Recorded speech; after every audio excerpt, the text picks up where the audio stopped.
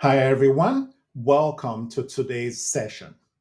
Today, you will learn how to do ABA task analysis the right way, from understanding what it really is to creating step by step skill breakdowns that are successful in real life ABA scenarios. If you have ever struggled with how to break a behavior into manageable steps, or felt unsure whether your analysis was effective, this video is for you.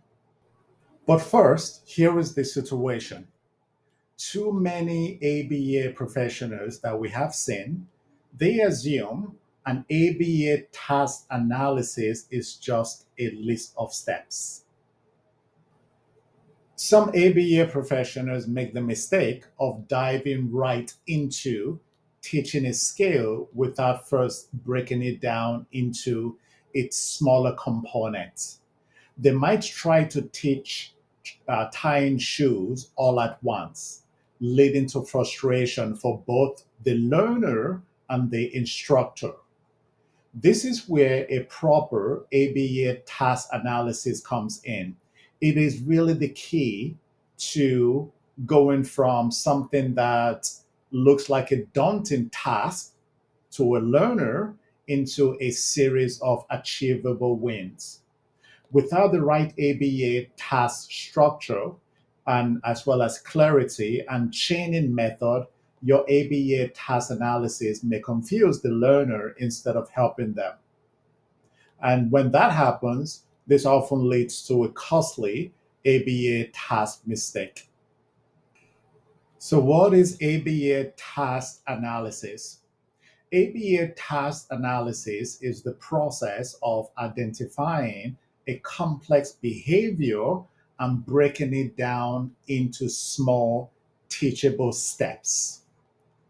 This is especially useful in autism therapy and also special education, where structured learning helps reduce the feeling of overwhelmness with a particular individual that you are working with. For example, brushing teeth becomes 7 or 8 manageable actions. Search terms like ABA task analysis definition or task analysis in ABA are often used by professionals who are just started out. So if that's you, you are in the right place. Let me tell you a story about Mary. So, Mary is a dedicated behavior therapist who was trying to teach a young client, Alex, to brush his teeth. Now, Alex would get frustrated and refuse to participate after just a few attempts. Mary realized she was teaching the entire sequence at once and learning how to apply the same systemic ABA task analysis you are learning today. She eventually broke the process down. Take the brush, apply toothpaste, brush the front teeth, brush the back teeth, rinse, put the brush away. Each step became a small victory, and Alex no longer felt overwhelmed, began to master the skill step by step. Today's session will help you learn the same success stories. Understanding the types of chaining methods is super important. Forward chaining teaches a task starting from the first step, adding each subsequent step only after the previous one is mastered. Backward chaining teaches the last step first, with earlier steps added as each one is learned in reverse order. Total task presentation teaches all steps of the task in sequence during each session, providing support as needed across the entire task. Now, you might be scrambling to take a lot of notes, but you don't really have to. If you take a look at the link below this video, it takes you to the detailed free guide that provides you with everything we are going over during this video and more. It provides you with a detailed step-by-step of everything you need to know about today's topic. Now, what makes each one of these three great?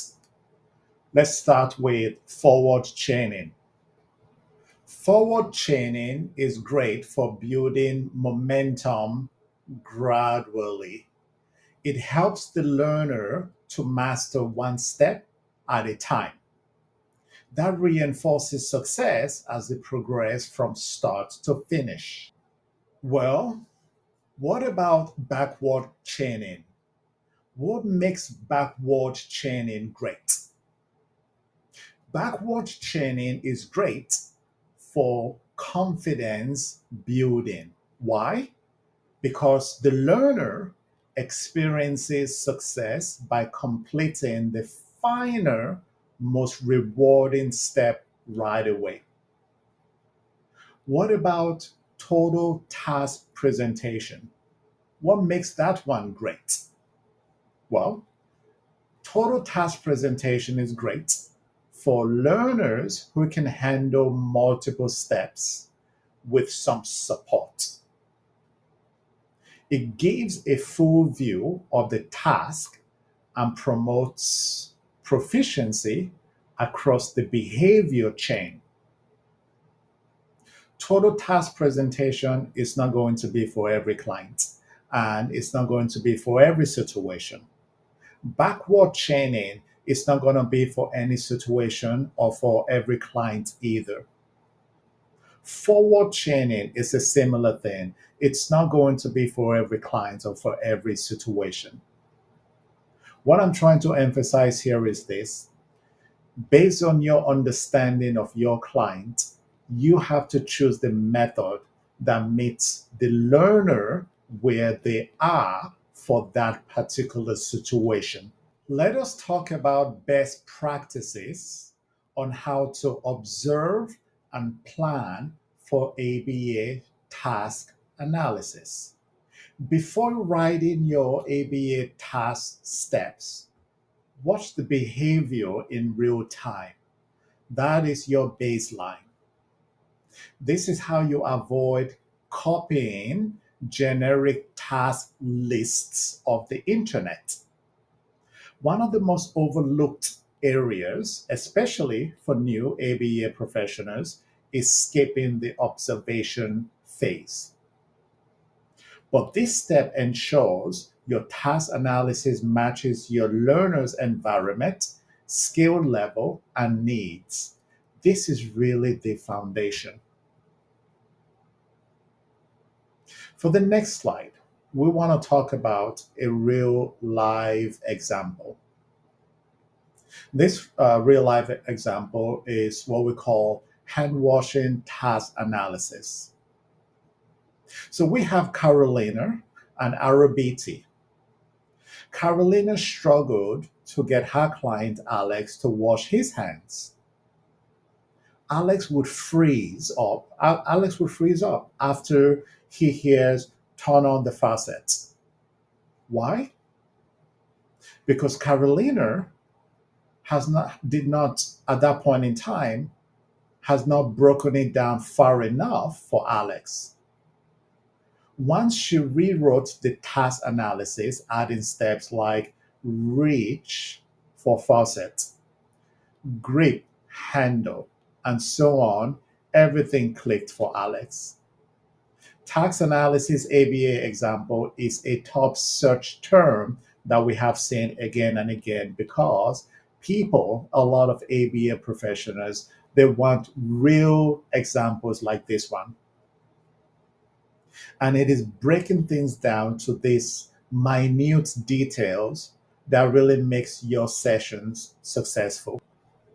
Now, let us talk about one of the most common mistakes professionals make when it comes to ABA task analysis, which is choosing the chaining method before really understanding the learner. And that is where everything starts to fall off track. I want you to think of chaining methods like different ways of moving forward: a staircase, an escalator, or a ramp. Each one helps you make progress, but each one works better depending on who is using it. Let us focus on the pathway analogy. The pathway analogy connects forward chaining to climbing a staircase.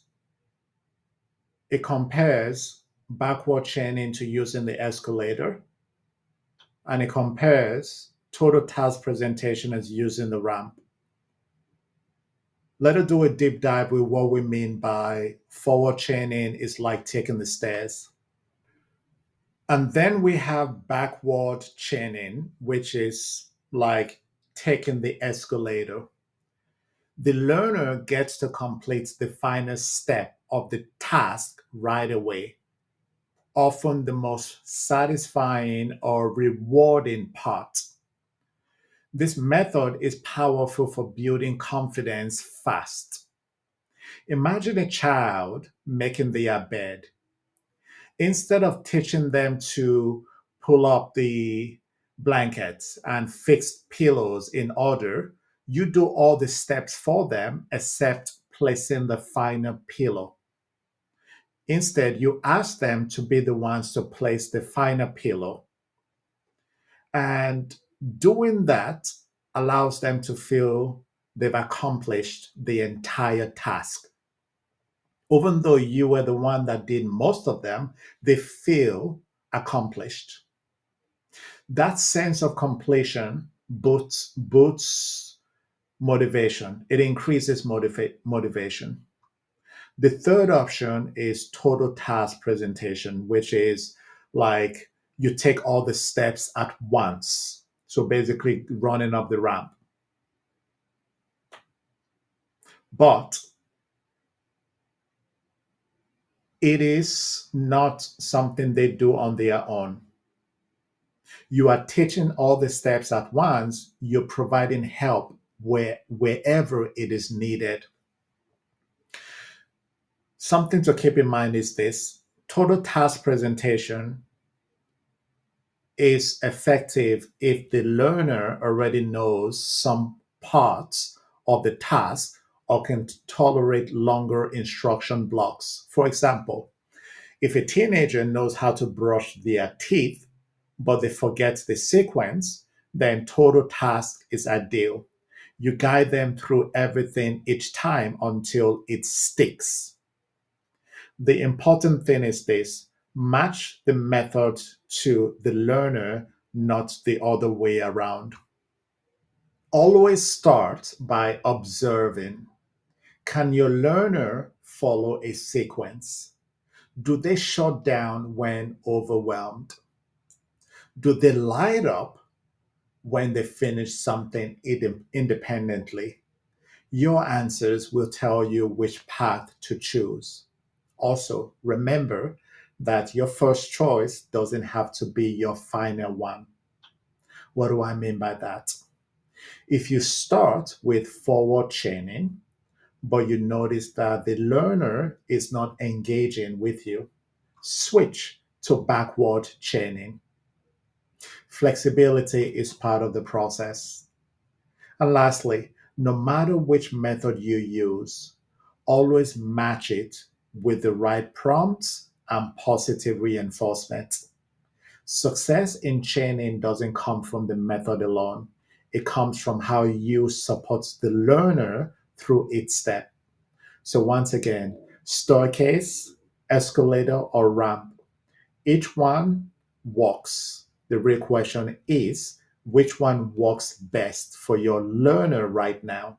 That is how you choose the right ABA chaining method and apply it with confidence. Now, I just want to quickly re emphasize a common mistake that we see again and again and again. And I know I have mentioned this already as part of this video, but it is very important to re-emphasize it. This common mistake usually starts when practitioners the observation phase.